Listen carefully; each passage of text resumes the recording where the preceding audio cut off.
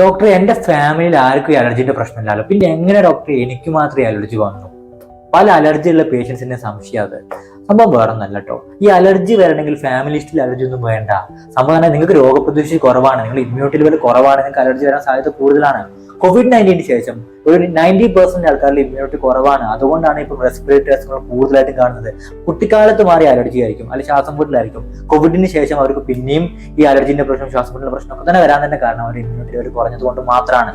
അതേപോലെ തന്നെ non allergic rhinitis category ഉണ്ട്. ഒരു 20 വയസ്സിന് മേലോട്ടുള്ള കുട്ടികളാണ് കാണുന്നത്. ആ സംഭവം വേറെ ഒന്നല്ല, ബ്ലഡ് ടെസ്റ്റ് ചെയ്യുമ്പോൾ അലർജി ബ്ലഡിൽ ഉണ്ടാവില്ല, പക്ഷെ അലർജിന്റെ ലക്ഷണങ്ങൾക്ക് അവരെ അലട്ടാതെ തുടർന്നുകൊണ്ടേയിരിക്കും. അതെന്താ സംഭവം എന്നറിയോ? നിങ്ങൾ ഒരു പൊല്യൂട്ടഡ് ഡസ്റ്റ് ഉള്ള ഒരു ഏരിയയിലാണ് നിങ്ങൾ താമസിക്കുന്നത്. അതേപോലെ തന്നെ നിങ്ങൾ hot and spicy food continuous കഴിക്കുന്ന ഒരാളാണ്, അല്ലെങ്കിൽ ആരോഗ്യ പ്രശ്നത്തിൽ നിങ്ങൾ മരുന്നുകൾ കഴിച്ചുകൊണ്ടിരിക്കുന്ന ഒരാളാണ്. അങ്ങനെയൊക്കെ ആണെങ്കിൽ നിങ്ങൾക്ക് ഈ അലർജി ലക്ഷണങ്ങൾ വരാൻ സാധ്യതകളുണ്ട്. നിങ്ങളുടെ ഇമ്മ്യൂണിറ്റി കുറവാണ് അതിന്റെ മെയിൻ കാരണം. ഇതിനൊക്കെ മേജറായിട്ട് ചെയ്യേണ്ട എന്താ അറിയോ? ഇമ്മ്യൂണിറ്റി ഡെവലപ്പ് ചെയ്യുക എന്നുള്ളതാണ്. അതിന് രോഗപ്രതിരോധ കൂട്ടാനുള്ള ഭക്ഷണങ്ങളുണ്ട്, അതേപോലെ തന്നെ എക്സസൈസുകൾ ഉണ്ട്.